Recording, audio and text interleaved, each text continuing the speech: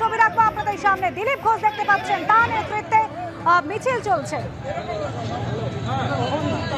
সৌমেন চক্রবর্তী আমাদের প্রতিনিধি রয়েছেন আমাদের সঙ্গে। সৌমেন, একেবারে বিজেপি কর্মী সমর্থকরা পিছনের সারিতে অগ্রভাগে দিলীপ ঘোষ আন্দোলনের নেতৃত্ব দিচ্ছেন। সৌমেন, মিছিল শুরু নয়, মিছিল কিন্তু জাস্ট একটু আগে শেষ হয়েছে। বিজেপির জেলা পার্টি অফিস থেকে শুরু করে মেদিনীপুর শহরের কালেক্টরেট মোড়ে এসে মিছিল শেষ হয়েছে এবং এখানে বক্তব্য রাখবেন দিলীপ ঘোষ, প্রাক্তন রাজ্যসভা তথা মেদিনীপুরের প্রাক্তন সাংসদ, এবং তারপর এই কর্মসূচি এখানে শেষ হবে বলে প্রাথমিকভাবে জানা গিয়েছে।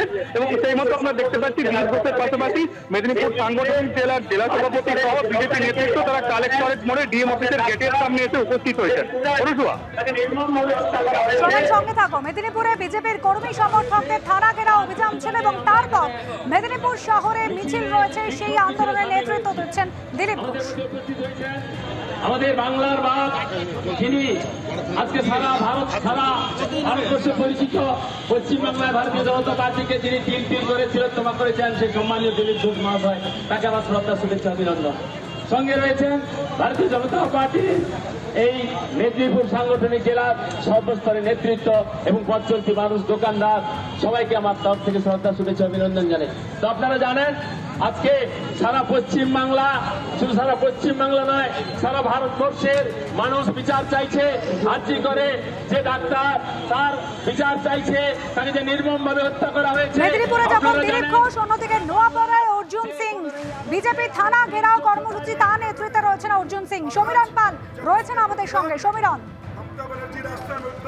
রাজ্য জুড়ে বিজেপির পক্ষ থেকে থানা ঘেরাও কর্মসূচি, ঠিক সেই মতো ব্যারাকপুর কমিশনারের নোয়াপাড়া ঘেরাও কর্মসূচি নেওয়া ছিল ব্যারাকপুর সাংগঠনিক জেলা বিজেপির তরফ থেকে। সেখানে উপস্থিত ছিলেন সাংগঠনিক জেলা বিজেপির নেতৃত্ব, তার পাশাপাশি ব্যারাকপুরের প্রাক্তন বিজেপি সাংসদ অর্জুন সিং।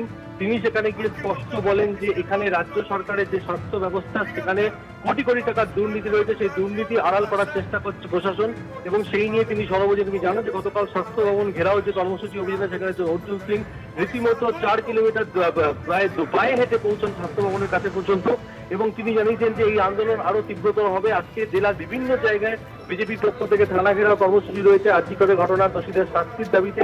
আর সেই উপলক্ষে আজকে এসেছিলেন নোয়াপাড়া থানায় বিক্ষোভ কর্মসূচিতে অর্জুন সিং, তখন এই কথা বলেন। সমীরণ, সঙ্গে থাকো। আবহাওয়ার দিকে নজর দেব। রাজ্যে বজ্রবিদ্যুৎ সহ বৃষ্টির দাপট চলবে। সপ্তাহান্তে বৃষ্টি আরো বাড়বে দক্ষিণবঙ্গে, এমনই জানাচ্ছে আবহাওয়া দপ্তর। আর আবহাওয়া দপ্তর সূত্রে খবর, উত্তর বাংলাদেশে অবস্থান করছে নিম্নচাপ, যে কারণে বৃষ্টি হচ্ছে।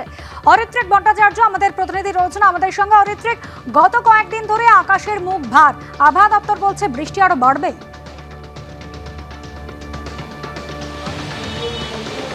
একেবারে তাই। দেখো, এই মুহূর্তে কলকাতা এবং সংলগ্ন অঞ্চলে সকালবেলায় বৃষ্টি শুরু হয়ে গিয়েছে এবং গতকালকে সন্ধ্যের পর আমরা দেখেছি যে ব্যাপক বৃষ্টি হতে।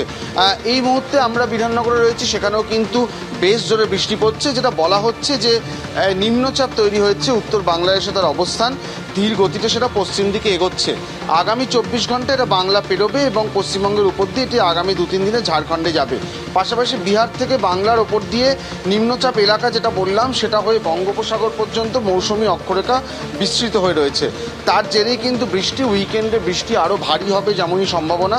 শনিবার থেকে, অর্থাৎ কাল থেকে বৃষ্টি বাড়ার সম্ভাবনা থাকবে এবং আজ শনিবার এবং রোববার এই দুটো দিন কিন্তু উপকূলবর্তী অঞ্চলে সতর্কতা রয়েছে। মৎস্যজীবীদের মাছ ধরতে যেতে নিষেধ করা হয়েছে পশ্চিমবঙ্গ এবং উড়িষ্যার। আজকে উত্তরবঙ্গ বৃষ্টি থাকছে, জলপাইগুড়ি, মালদা, উত্তর ও দক্ষিণ দিনাজপুরে বৃষ্টির সম্ভাবনা রয়েছে। দার্জিলিংয়ে ভারী বৃষ্টির সম্ভাবনা রয়েছে। আর কলকাতার ক্ষেত্রে এটা বলা হচ্ছে কাল থেকে বৃষ্টি বাড়বে, বজ্রবিদ্যুৎ সহ বৃষ্টির সম্ভাবনা আজকেও রয়েছে, যেটা আমরা দেখতেও পাচ্ছি। বিকেল থেকেই কিন্তু বৃষ্টি কিছুটা বাড়বে এবং যেটা বলা হচ্ছে যে বাতাসে জলীয় বাষ্পের পরিমাণ যথেষ্ট বেশি রয়েছে। তার ফলে যে সময়টা বৃষ্টি হবে না, সেই সময়টা কিন্তু আর্দ্রতাজনিত অস্বস্তি সেটাও বাড়বে। সার্বিকভাবে যেটা দেখা যাচ্ছে, আমরা যেটা দেখেছিলাম মরশুমের শুরুতে বৃষ্টির যথেষ্ট ঘাটতি ছিল। অগাস্টের মাঝামাঝি থেকে বৃষ্টি শুরু হয়েছিল এবং যেটা আবহাওয়া দপ্তর থেকে বলা হয়েছিল যে অগাস্ট মাসে বৃষ্টি স্বাভাবিকের তুলনায় কিছুটা বেশি হবে এবং সেই মতোই যেটা দেখা যাচ্ছে যে গত কয়েকদিন ধরেই বৃষ্টির ঘনঘটা রয়েছে। তবে এই বৃষ্টি আরও কিছুটা বাড়বে আগামী কাল এবং পরশু, এমনটাই মনে করছে আলিপুর আবহাওয়া দপ্তর। ধন্যবাদ অরিত্রিক।